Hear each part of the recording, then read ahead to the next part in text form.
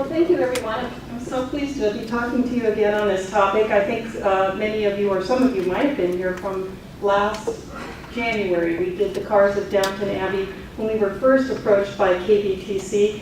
And just as I was talking in last January, we were at the end of season 4 and season 5 was just starting.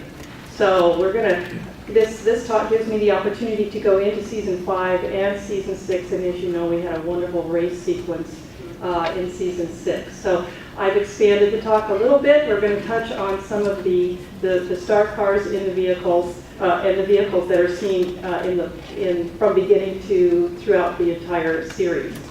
The first gas-powered cars appeared in the British roads in 1895, and the first factory in Britain opened in Coventry 2 years later.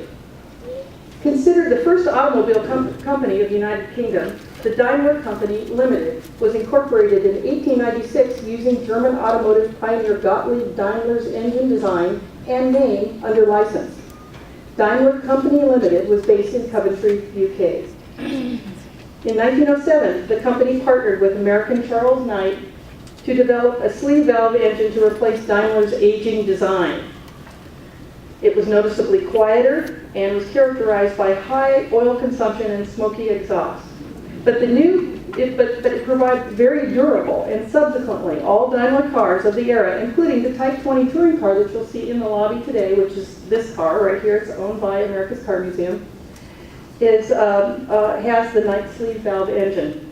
And I hope when you leave, you'll take a good look at the car. It is a beautiful example of a British brass era automobile. The gas tank is even brass. In the show, the reason why I'm featuring this one in the museum, because in the show there is a Daimler that you will see. And it is this one. I don't know if you recognize it, but that's the best photo I could find of it. It is, turns out it is a 1911 Daimler, 20 horsepower, Landaulet. And the reason why I wanted to feature this one is because I found a little background information on the car, the actual car. It was originally ordered by Prince Louis Alexander of Hesse, the grandson of Queen Victoria, and he was the father of Earl Mountbatten of Burma. And the car, you will see it in many other British series, such as Paradise Inn and Mr. Selfridge. And that's the best photo I could find of the car, with Mr. Selfridge sitting in the back seat. There were so many Model Ts depicted in this series that you might question, why were there so many American Fords? They're all over the place. Every single series where you see them out on the road, one of the cars is going to be a Model T. So you wonder, was this possibly accurate for the era? The quantity of Model Ts that are depicted in the show is really a testament to Henry Ford and how global his vision was for his cars, not only by mass producing the automobile, an affordable Model T for sale in the United States, but expanding his reach globally. In fact, the Ford Model T, which was made from 1907 to 1927, is the first automobile to be simultaneously mass-produced in multiple countries as well as multiple locations in the United States. Ford had applied the knockdown kit process to be able to ship component parts all over the world and have them assembled at different plants. And the picture in the lower corner is actually a Model T that's all wrapped up for shipping. It's all in parts. He was extremely successful in this endeavor, and by 1919, 41% of all registered vehicles in Britain on Britain's roads were Model Ts. The other car that appeared at the end of season 5 and is seen in season 6 is a 1929 Bentley Salmon Sports Saloon with Tickford wind-down top. You know how long I practiced that one? It just took me forever to get that one out. I tell you, these British cars, they really know how to name them. Now what that means, let me translate that for you. Remember I talked about coachworks and coach building, and I haven't gone into it too deeply, but when you bought a car, like a Bentley or a Rolls or a Duesenberg or some car like that, you would buy the car, the power plant, so the engine, the running gear, the steering wheel, the front, the cowl forward, all the running gear, the wheels and tires, everything, the bumper, and then they would give you a book, and you would pick what kind of body style you would like. And there were many companies that contracted with auto builders, automakers, due to their specifications. You could have a car of your liking built, custom built, and placed on that body. So when I say it's coach built, and then the next name, Salmon, that's the name of the coach builder. So this one was built by a company in England called Salmon, and it's the style is a sports saloon, and it has a Tickford wind down top. And Tickford it was a subsidiary of Salmon, and what they did is they perfected a top.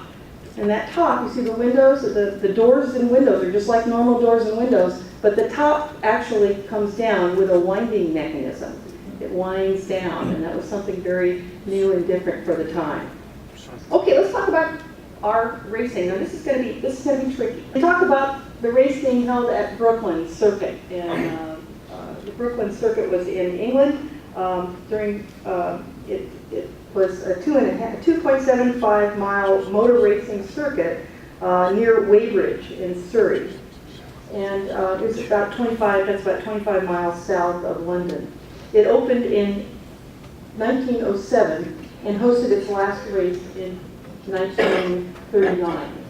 It's a banked cement raceway that they had outer circuit cars and inner circuit cars, they were known. And the outer circuit cars were usually the more powerful ones that could get up the side of the bank, that could go fast enough to maintain speeds up the side of the bank.